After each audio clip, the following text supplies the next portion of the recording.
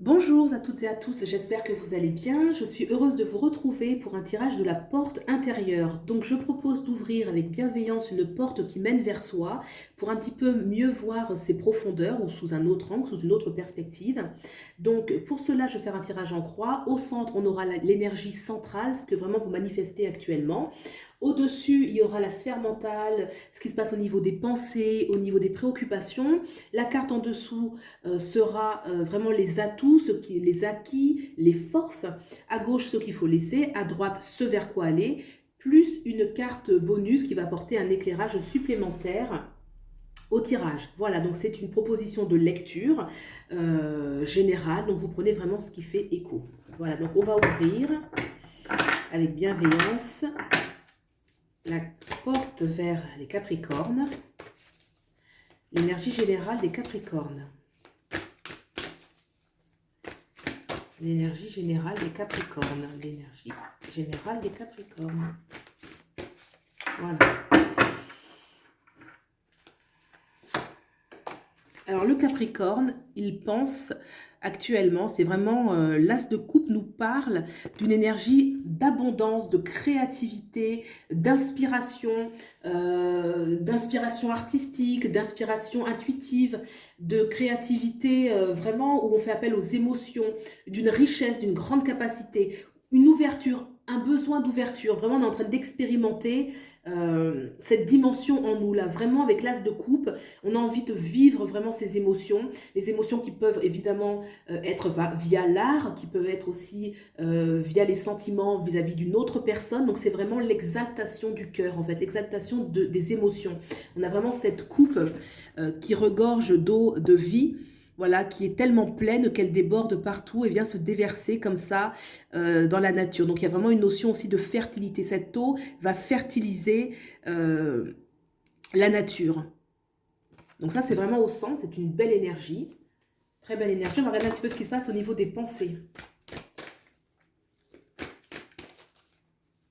C'est très beau de voir ça, parce que les Capricornes ont la réputation d'être un peu froids, d'être très cérébraux, très réfléchis. Et là, on a vraiment la carte où vraiment les émotions sont vraiment exaltées. Là, on veut vraiment vivre. Là, il y a une grande ouverture au niveau du chakra du cœur.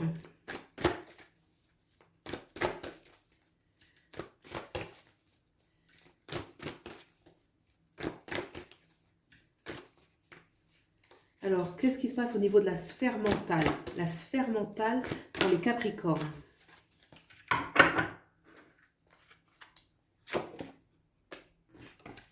Alors, le Capricorne, dans la sphère mentale, on a quand même le 2 de coupe. Le 2 de coupe va nous parler d'une harmonie, alors bien sûr en soi, hein, on veut retrouver quand même un équilibre intérieur. Ça nous parle quand même d'un couple, hein, on a un homme et une femme, d'un partage. Donc c'est au niveau du mental, hein, ce n'est pas encore manifesté dans la matière. A priori, c'est vraiment dans les préoccupations.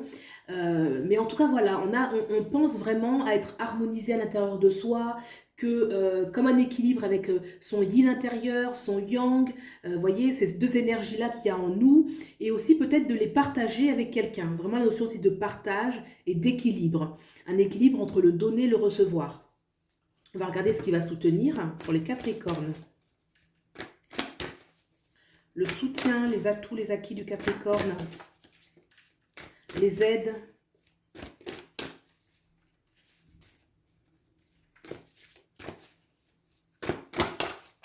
Allez, le soutien pour les Capricornes. La roue, super. La roue va nous parler, il y a une notion quand même avec la roue de mérite. De mérite.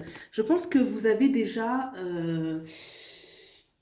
vécu certaines choses qui font que vous méritez, en fait, vous méritez cette grande ouverture.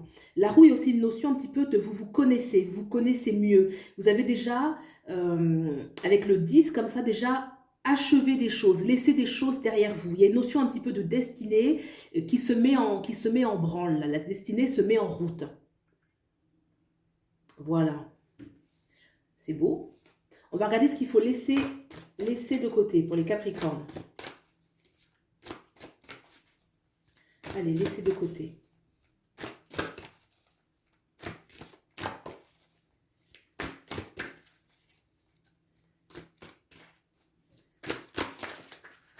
la drôle. Alors, ce qu'il faut laisser pour les Capricornes.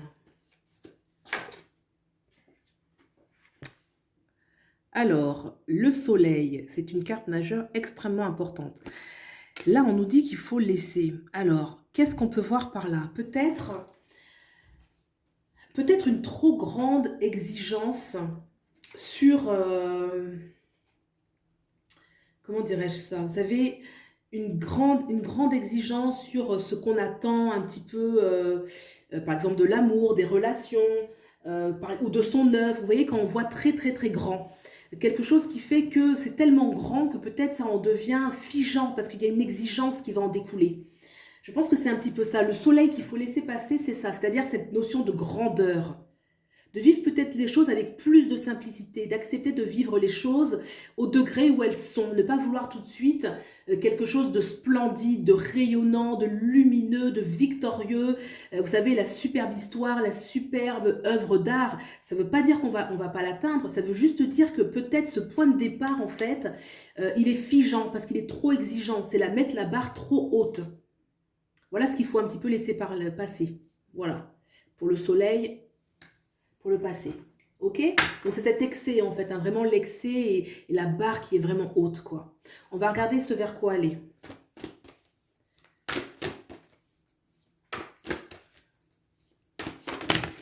Coupe, excusez-moi.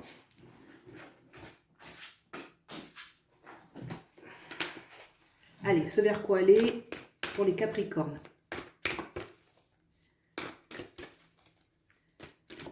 Ce vers quoi aller? Allez, ce vers quoi aller pour les Capricornes? Le magicien. C'est une belle carte majeure aussi, le magicien. Le magicien va nous parler là d'aller vraiment vers déployer. Il y a une notion de vraiment déployer toute sa créativité. Vous voyez, l'as de coupe va vraiment nous parler de toute une grande envie de créer, une grande envie de vivre des choses pleinement, de s'investir pleinement. Et le magicien ici, vers quoi aller, c'est ça. C'est vraiment toutes ces capacités, tout ce qu'on est capable de faire, de vraiment se reconnecter avec elles, de les reconnaître et de les mettre en action. Avec le magicien, il y a vraiment la notion d'appliquer ses potentiels. Il ne se contente pas de potentiel, le magicien. Le magicien, il va agir, il agit sur la matière. D'accord? Donc il y a vraiment, c'est un jeu qui est vraiment intéressant. Il y a une notion vraiment, il y a quand même l'exigence qui ressort, le besoin d'absolu, c'est vrai. On a avec l'as de coupe vraiment cette vie pleine et riche intérieurement, ce chakra du cœur bien vibrant. Le magicien qui regorge qui est rempli d'atouts en fait, hein, et qui a envie d'agir, qui agit dans la matière. Et ce soleil, c'est vrai que c'est particulier, mais c'est vraiment ça. C'est une énergie de trop haut, trop exigeant, de vouloir tout de suite le succès, de vouloir tout de suite la victoire, de vouloir tout de suite la plus belle histoire d'amour. Vous voyez, il y a un petit peu cette notion de too much, quoi. Trop, trop, trop. De mettre un petit peu de côté et de vivre les choses simplement, étape par étape. Le succès, il peut arriver, là n'est pas la question. C'est juste étape par étape. Les choses, elles vont venir. Les choses, elles vont venir, c'est certain. Avec la roue ici, il y a quand même la notion que vous êtes porté. Il y a un soutien quand même de la destinée pour vous. La roue, c'est une carte qui peut apporter aussi de la chance et qui montre une roue qui tourne. Une roue qui tourne avantageusement parce qu'on l'a mérité. On va regarder une carte supplémentaire pour le bonus, pour nos Capricornes.